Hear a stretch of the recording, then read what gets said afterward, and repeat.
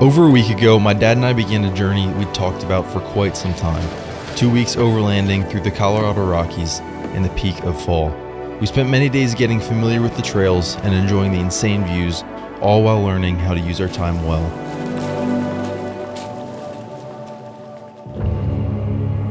We've officially hit the halfway point of the trip. There's still so much more ahead. More miles, more views, and more unknowns. Looking back, the first half gave us time to settle in, but we hadn't truly gotten off the grid yet. This was about to change. From here on out, the trails get rougher, the views wilder, and the experience a lot more real. But to start, we find ourselves in Crested Butte, a place that a lot of people have recommended us to go to as we make our way through Colorado. We arrived late last night and had no clue what we would wake up to. Needless to say, this is probably the most vibrant we've seen the tundra so far on the trip. As I mentioned in the first episode, this might be the most stunning fall scenery I've ever witnessed in my life.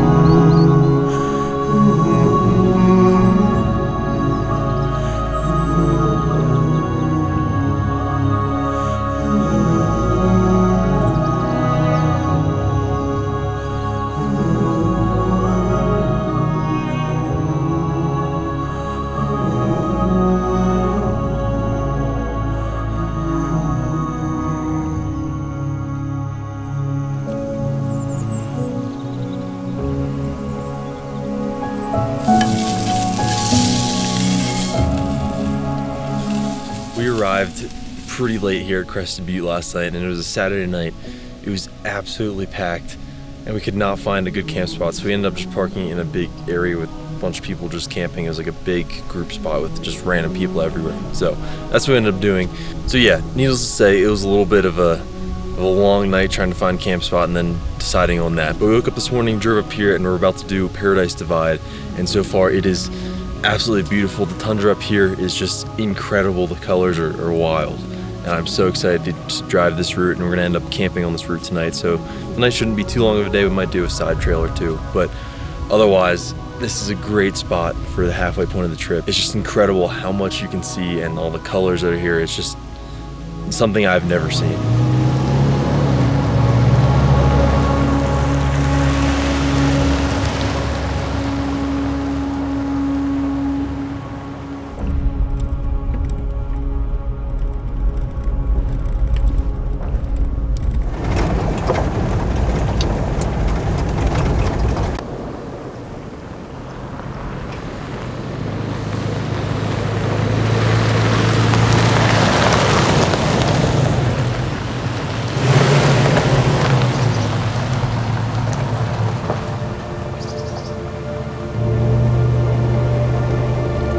We spent the day running Paradise Divide, which is a loop that skirts the edge of town and cuts through some of the most unreal terrain that we've seen yet.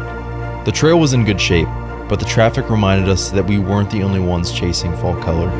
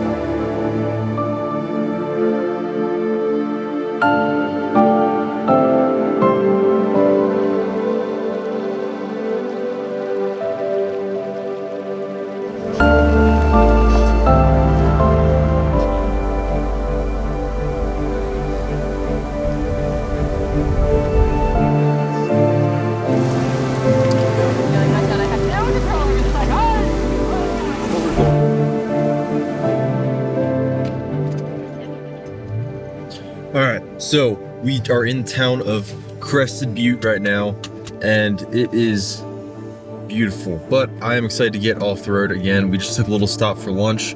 We're doing the Paradise Divide trail, and that trail actually goes through the town a little bit, goes through Crested Butte, goes through Mount Crested Butte, and through Gothic. But we're almost at the point where we're back on the pavement. We're almost halfway done with this trail, and one of the side roads we want to do is closed, so we didn't end up doing that. But our plan right now is to hit camp early so we don't run into what we ran into last night, as far as not having a spot to camp, because that was kind of miserable because we were up late. It has been such a great day so far. It has been pretty chill. We're just kind of driving through Paradise Divide. It's not a hard trail at all, but the views are insane, so I definitely recommend it.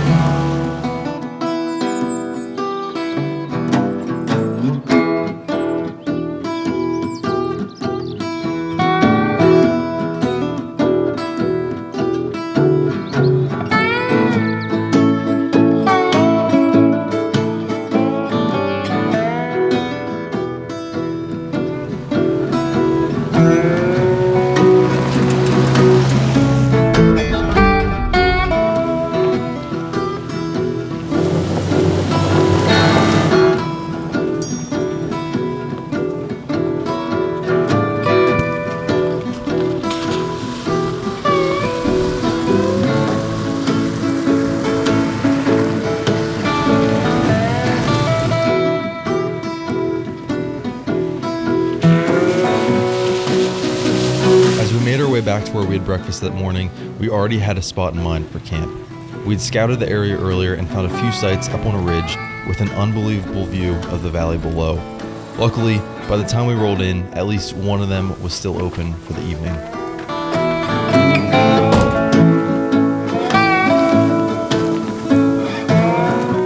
Well, since this is the earliest campsite of the trip at 4 p.m., which we had to do because it was absolutely insane today at Crested Butte. There's people everywhere, and just trying to stop and film and enjoy the scenery was kind of tough because there's just people everywhere. But we wanted to make sure we got a camp spot tonight, unlike last night. So now that we have time, I'm gonna clean and repair this little crack in the windshield I got yesterday from I-70. We were coming from Denver down to Crested Butte, and I was behind this 4Runner and got absolutely hit with the stone. It was pretty bad, but honestly the crack isn't too bad. It's repairable, so we're gonna get that done, get camp set up, and then make some dinner.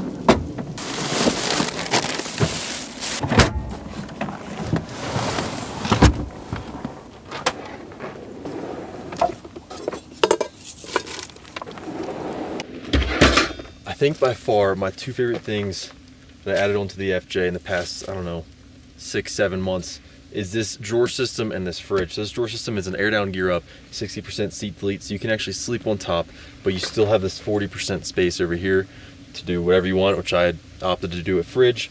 There is so many options that you can do with this thing. I personally use this to store all of the cooking supplies, but you can store whatever you want in there. There's little dividers you can move around. It is so nice, so easy. It works so well, and it's built really well. This was actually a custom build. I reached out to them and wanted just the 60% and not the seat delete with the full drawer system in the back. I just wanted one drawer to go straight forward, and they killed it. They knocked it out of the park. So highly recommend these guys. Again, not sponsored by them, but great. I love this drawer system. The other thing that I've been running on this trip, is the first trip I've used it, is the Iceco VL45 Pro S fridge. I actually do have a review on this that is already up on the channel, so you can go check that out if you want. But this fridge so far, I've been loving it. This has been running for about, I don't know, I want to say 7-8 days so far, and I've tested it before that, and it keeps temps perfect. It actually doesn't drain my battery that much. If I just run this at, let's say, 32, 34 degrees Fahrenheit, it'll stay that way, or it'll keep running for about 3.5 days without killing my battery. Now obviously I'm running the FJ, it's charging it and all that, so I'd never have a problem about battery. But so far, love this thing.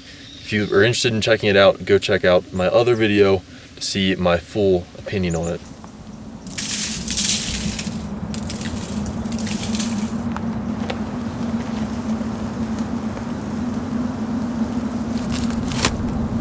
It's not often you find places back home where the quiet is this deep, almost heavy. As much as I love the trails and the vehicles, this might be my favorite part of trips like these, just being in the silence.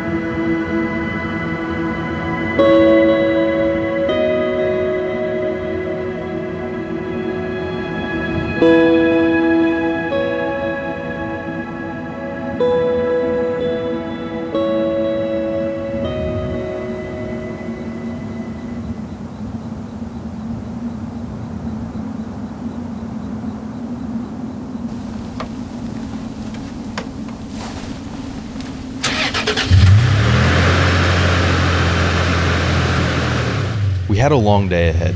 After spending all of yesterday exploring Crested Butte, it was time to move on. The plan was to head south 3 hours into the San Juan Mountains. This was part of the trip that I was most excited for. Bigger trails, higher elevation, and a chance to see a whole new side of Colorado.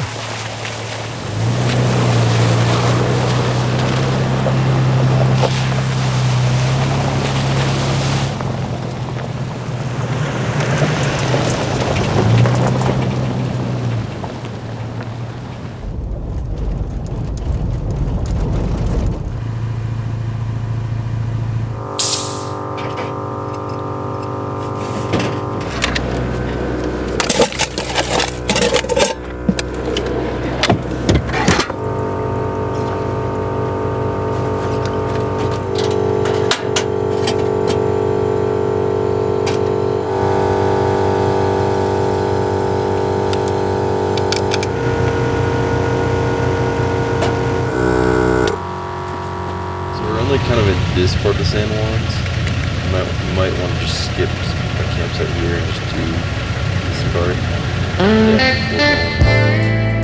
After airing up and getting the morning started, we began our push south. Somehow we ended up taking a back route, a stretch of dirt roads that wound through the most vibrant aspens we'd seen yet. Picking this time of year was a gamble, and we knew that. Fall in the mountains doesn't last long. Show up early, everything's still green. Too late, and the winter's already taken over. But this time, we got the timing right.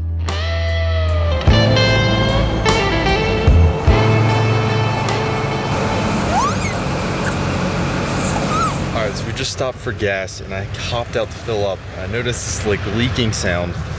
Turns out I must have hit something on the road and we got a leak in the tire right now. So we're gonna patch it up quick. We still have about an hour and 20-ish, I believe, down to the San Juans. So we're getting close, but we're gonna have to make a pit stop real quick to kind of get this plug. Shut it down, man.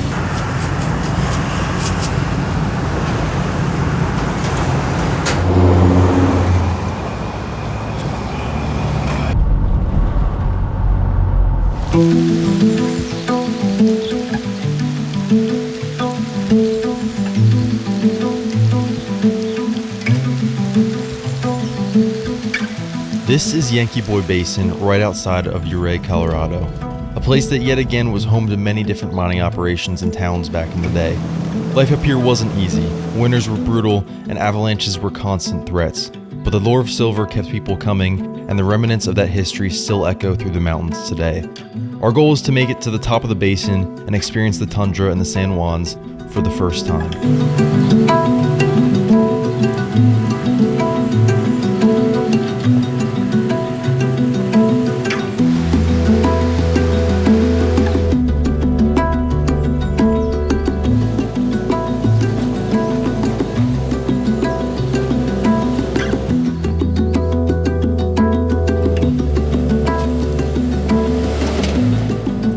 Similar to Argentine Pass, there seemed to be a rough rocky section that was the gateway to the actual trail. With a few tries, both vehicles were able to make it past.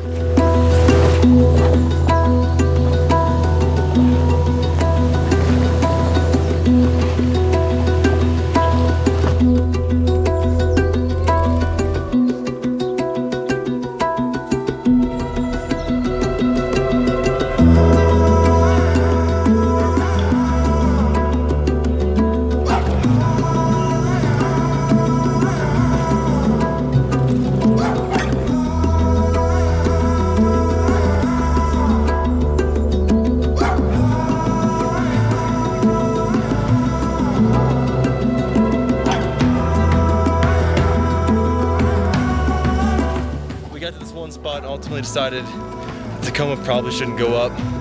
The long wheelbase combined with the we're not really armored up right now. We decided to put that down at a turnaround for just like 10 minutes as we go to the top because there's a few more technical sections and I want to film a bunch. Yeah, man, this altitude's winning me.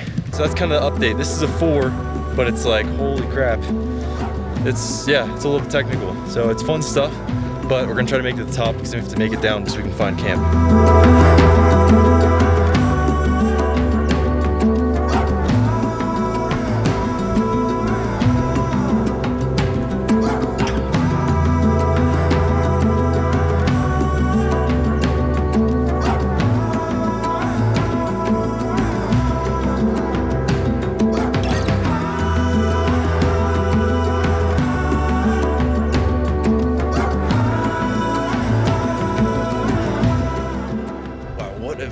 Of the Yankee Boy Basin.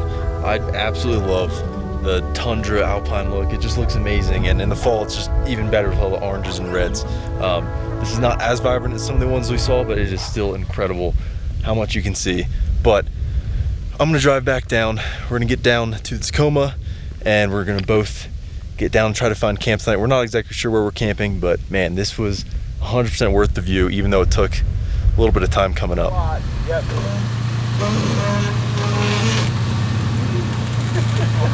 It does stay straight off. Almost. To our surprise, the descent felt more technical than the climb. The line choices forced us into some heavy off-camber sections, leaning the rig further than I'd like. That feeling is never fun, but by this point in the trip, we tackled enough sketchy spots across Colorado that I was starting to trust it more. I used to think that the FJ was top-heavy and easy to roll, but the more I've pushed it, the more I've realized it can handle way more side-to-side tilt than I give it credit for. Nice camber on that one. Didn't feel that bad.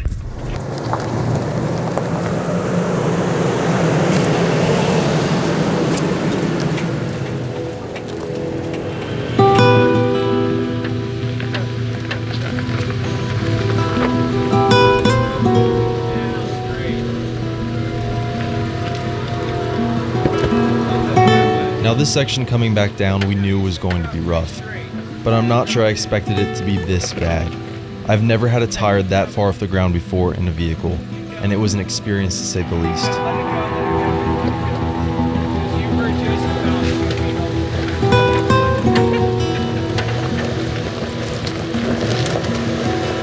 The one thing I've always known about my dad is that he is more of a sender than I am, which is exactly what you need in a section like this. My more calculated mentality only goes so far out here, and sometimes you can't overthink. You just have to commit and drive it.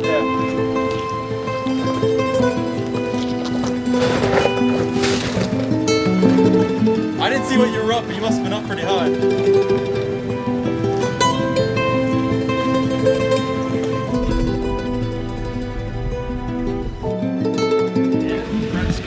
Front skid plate?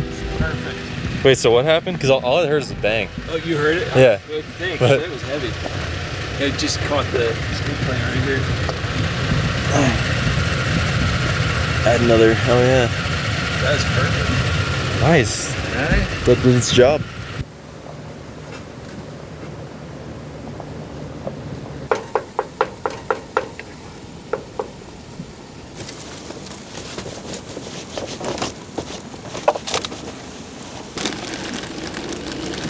Thank you so much for the grace. Thank you for the challenge and the fun. So after not eating breakfast or lunch, we decided to make a stop early and make dinner. So we did that after we finished this epic trail. This trail was so fun. It did push me, that's kind of why I'm out here, to get pushed a little bit. I'm used to PA off-roading, and this off-roading is a little bit different with shelf roads and technical obstacles and all that. So it was a ton of fun. As of now, we're gonna go try to find camp. We're not exactly sure where we're camping tonight, like I mentioned, but we might kind of head out of here, go through Array, and find a different spot. Something that just has a cool view, because, you know, while we're out here, we gotta take advantage of that.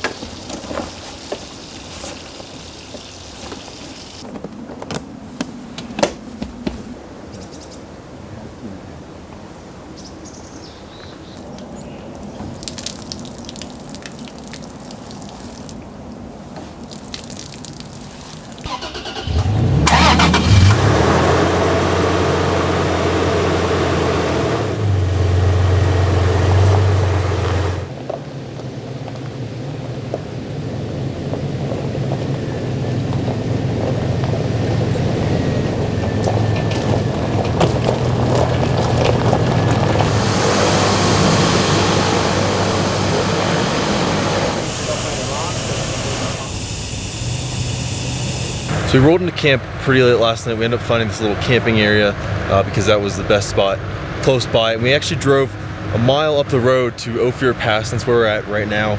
I heard this helicopter all morning flying around, and then it just landed here right as we pulled in. So I'm not exactly sure what is going on, but we're gonna kind of air down here, wait a little bit for the helicopter to probably leave, or just figure out what's going on, if we can squeeze by. But yeah, it's a kind of a madhouse here. Everybody's pulling in to check it out. But I'm excited to do Ophir Pass. Our plan is to camp on that pass tonight, so we're probably gonna do the full pass, complete it, and then come back to a camp spot before we do the alpine loop tomorrow, which I am also very excited about.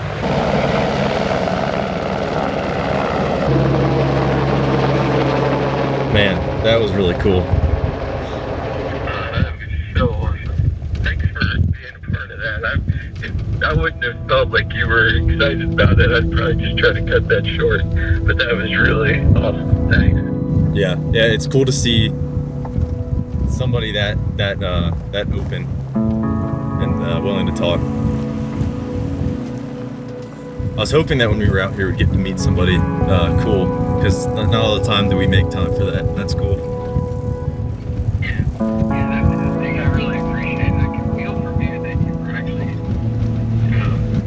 excited about it, and that was really neat. Yeah, no, for sure. Anytime like that, I don't mind stopping for a little bit.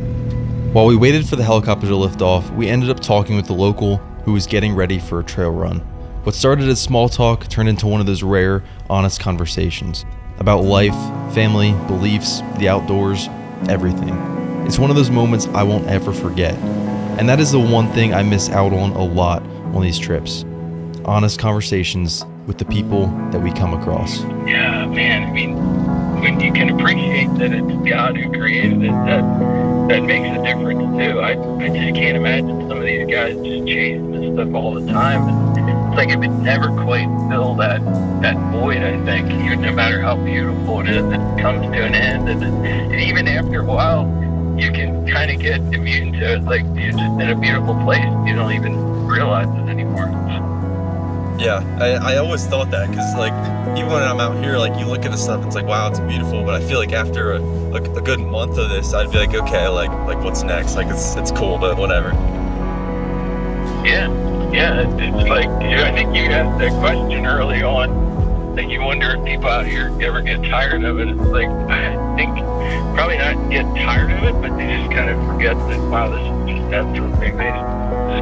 Yeah, it's a good thing for me to even remember, like, back home. Because we certainly have beauty back there too. Yeah, that's for sure. All that being said, I hopefully won't lose the urge to keep seeing more of this. Oh no, yeah, me neither. It's just absolutely beautiful.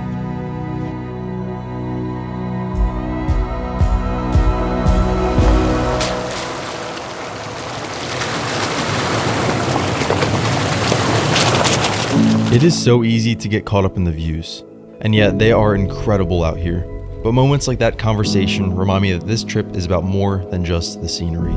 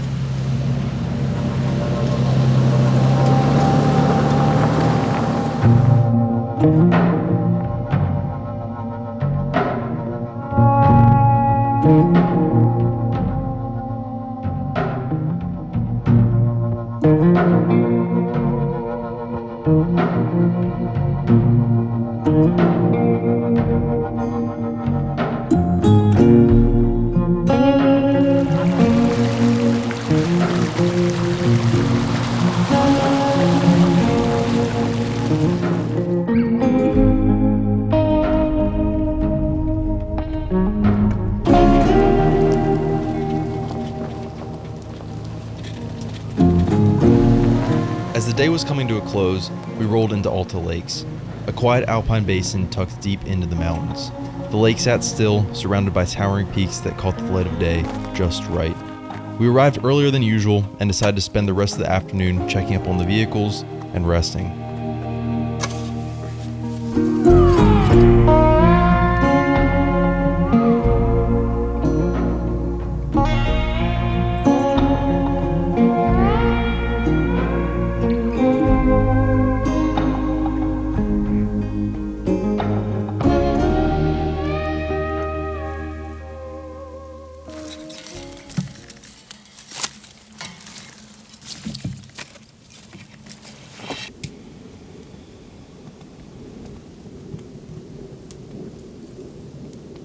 Park to let people go. Oh, yeah. Switchback, that back here in there. Just Oh, yeah. pretty normal. Yeah, and those rocks are sharp.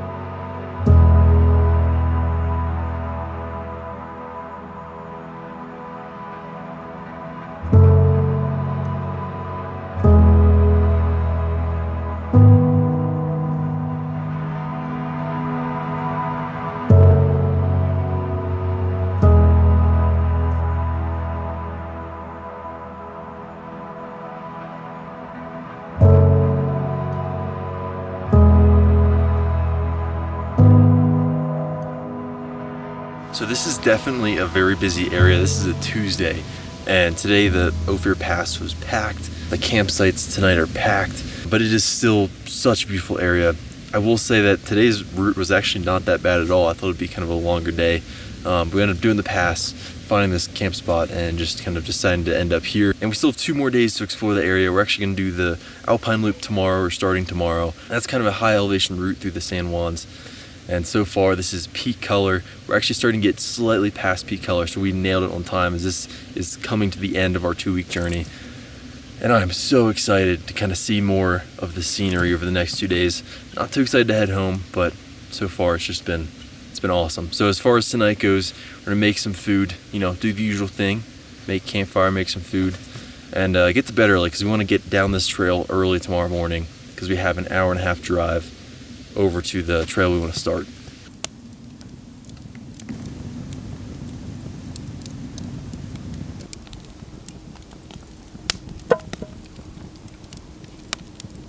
I watched Tanner do that one video. Yeah, it's done in 6 minutes.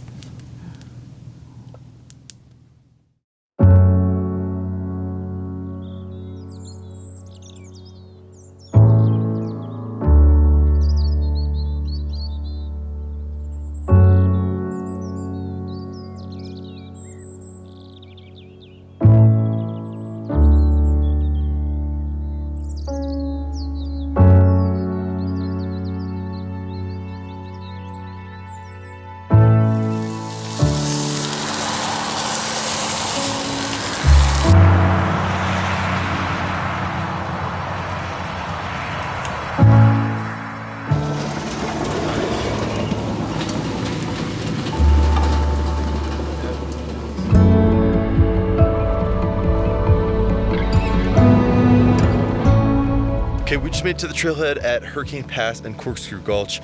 We opted for an easier route into the Alpine Loop, as the other actual start of the Alpine Loop is a little bit rocky, and we decided the next 2 days we're gonna take it a little bit easy on the vehicles before we head home, just to make sure they're all good and ready to go for the 2-day drive home. So we're gonna start this, and we're gonna wind through this mountain range here, and I think we're gonna do about 37 miles in total. We might not do all of them today. We're gonna do some of them.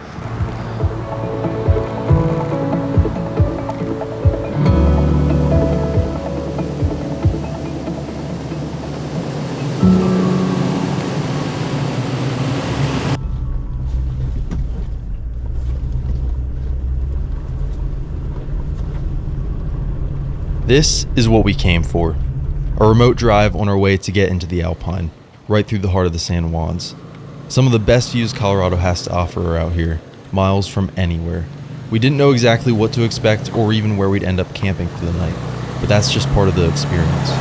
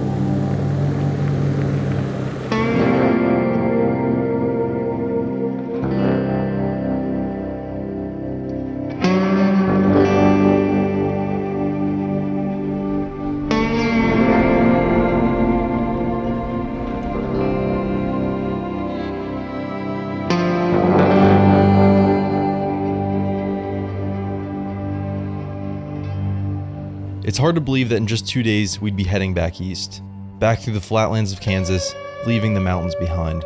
But we couldn't let our minds go there yet. There was still more to do, more to see, and a few more trails to hit before the road home.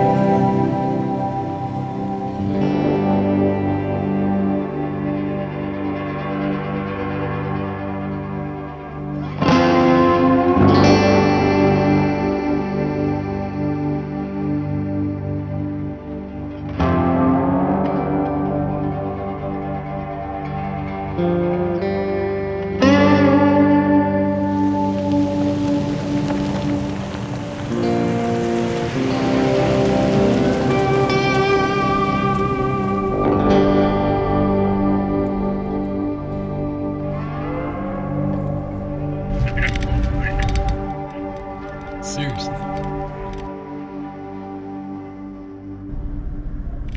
Yes, I was talking to that Tesla guy, and he was asking how bad it was. And I was like, you might be able to make it, depends how much you want to beat it. And he was like, it's worse than that, and he pointed to like a little gully that we just went through. And I was like, yeah, it's worse than that on the other side. Oh my gosh. So I guess that means going down here, we've got nothing to fear. There is nothing like being humbled by a Tesla when you feel quote-unquote remote.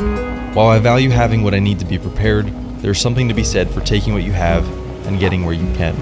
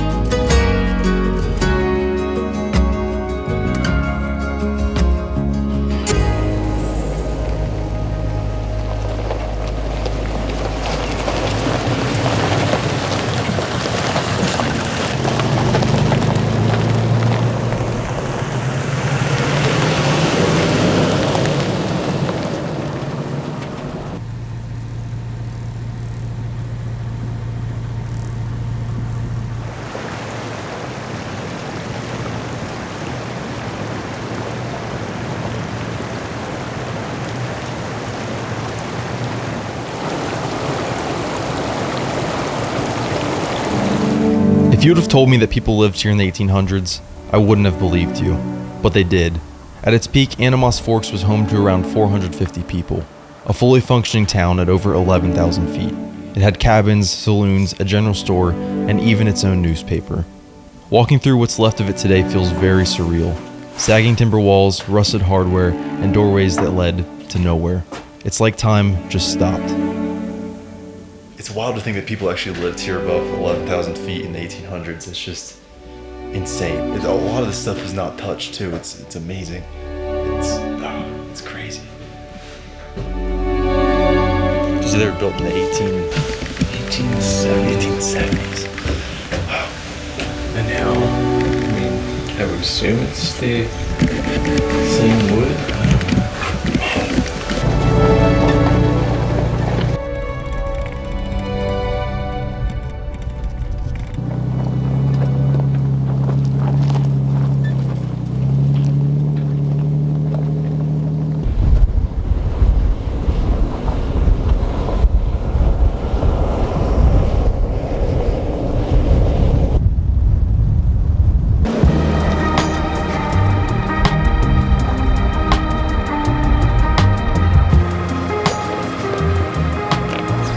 left side's gonna really come up.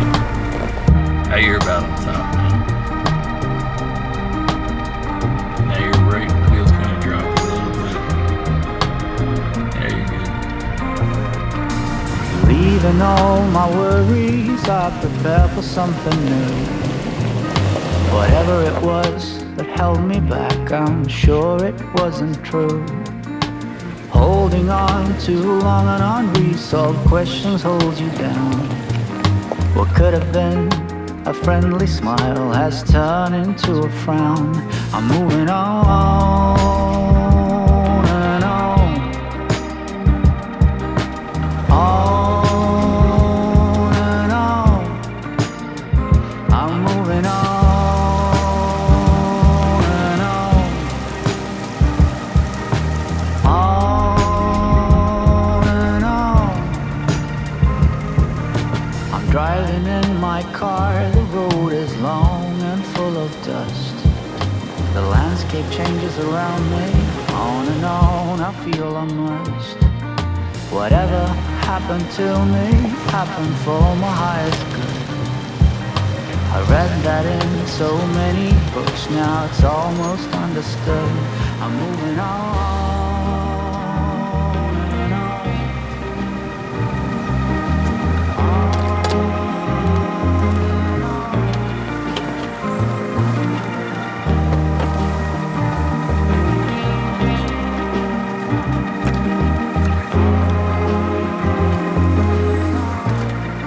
We ended up finding this little offshoot road that dropped us deeper into the valley, and somehow it ended up being one of the best views we'd had all trip.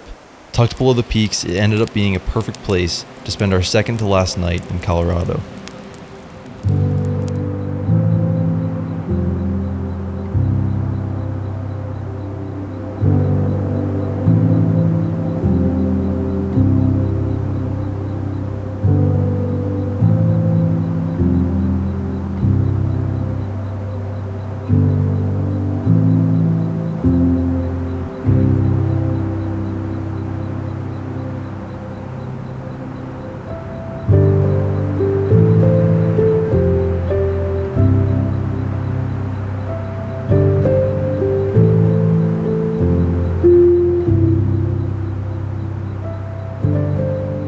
I'm actually really surprised that we were able to get this spot tonight. So we did Cinnamon Pass, and we did all the other passes today. After coming down Cinnamon Pass, we realized we have a long way to get out of here, out of the forest that we're in. And we decided to kind of find camp, and at that point there's really not much camping available. So we took this little side road and ended up finding this beautiful camp spot right here. We're kind of tucked in a little valley with a creek running next to us. And it is just, it's absolutely beautiful. And the aspens are in like full bloom right here, which is crazy because we have noticed over the past few days that we are now past peak and the leaves are dropping and the colors are almost gone in some areas, especially up in the tundra. I noticed today there wasn't really much color up there, but it is just fantastic to be here and just kind of enjoy the last of fall. We hit the timing like perfectly because we got out here, it's just starting, and now we're leaving and it's basically going away. So perfect timing for the trip, so I'm super thankful for that. But right now my dad is making dinner, and we're kind of just gonna have a fire, enjoy tonight, definitely get some rest because we had to wake up pretty early this morning to make the drive down over to these passes. But this area of the San Juans is just insane. I mean, every area that I've been in Colorado, I've just been in awe, amazed. All of it is just so different from each other, and it's so cool, all the landscapes that you can see. But before it gets dark, I'm gonna head back to camp, eat some food.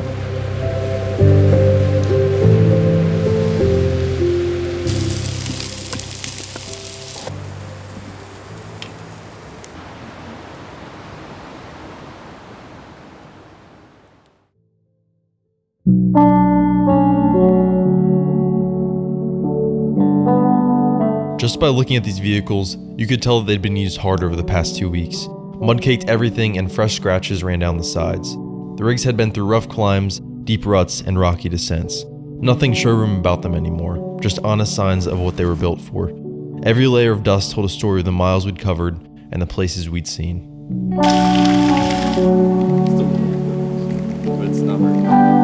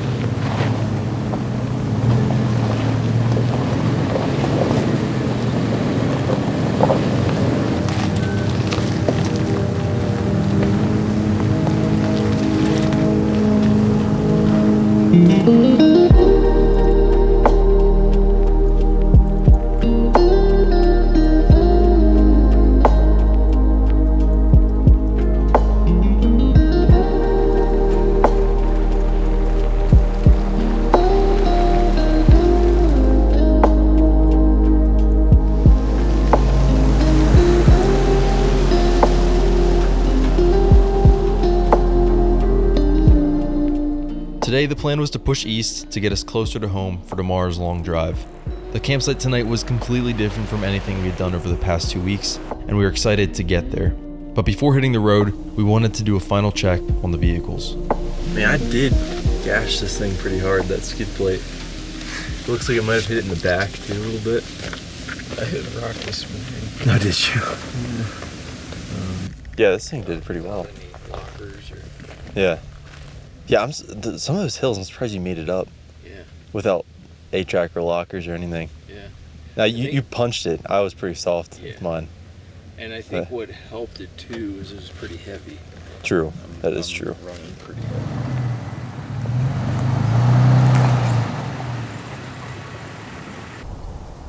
Yeah.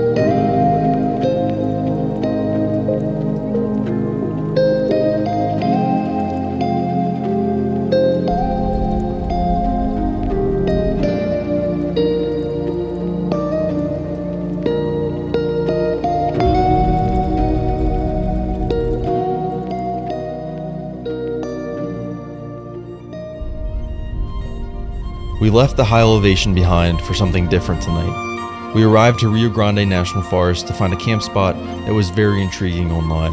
This would be the final camp spot of the trip. And the fall colors are non-existent here, but what it lacked in golden leaves, it made up for in wide open skies, quiet, and raw beauty.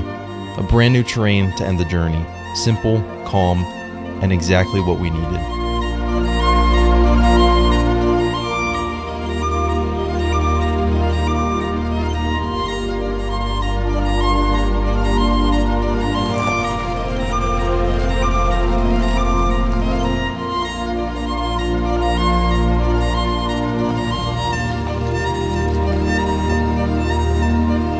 This drive through Rio Grande was bittersweet.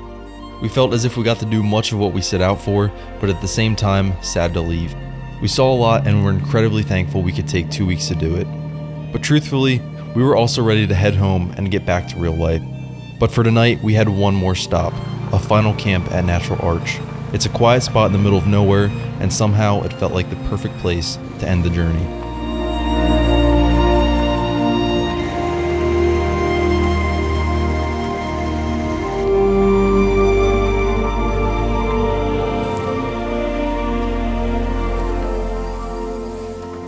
It doesn't feel real that I'm here, and that's just incredible because I'm leaving in a few hours to go back home. But it has just been incredible. The things I've been able to learn, things I've been able to see, and me and my dad just had a great time just up here in the mountains and seeing all the places that we've been dreaming about for months. Can't even put words to it. It's incredible. But we're making dinner right now. We're gonna have a fire. I want to get the drone up again just to see all the sights before it gets dark and before we're out of Colorado. And that's another cool thing. The film opportunities were just insane here. And I wish each spot I could spend 2 days and just film it. It's just incredible. And I'm so thankful I'm able to film all these things to kind of remember them, but it still doesn't put it, it's still not like you're there. It's crazy. Like I look at something, I look at it on camera and I'm like, okay, that's cool. But not like when you're there. But regardless if I feel like I'm here or not, we're leaving tomorrow. So we're making dinner right now, about to make a fire, get some drone shots, and just enjoy the evening while we're here.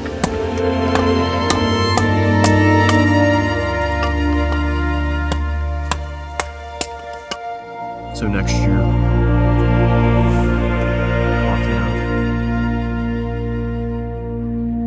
Montana, Wyoming. It's also Utah.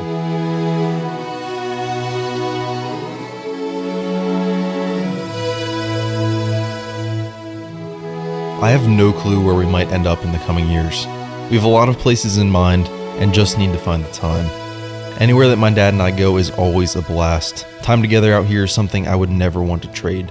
And this trip has shown us a lot of things. I faced some fears, my dad tested out his new truck, and we got to go the longest we've ever gone, completely reliant on the rigs. And yet, there is so much more to see.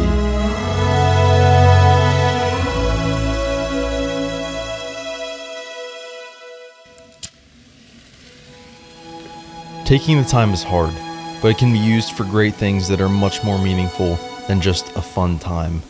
Time is your greatest teacher, but your most relentless thief. You don't get to keep it, you just decide how to spend it.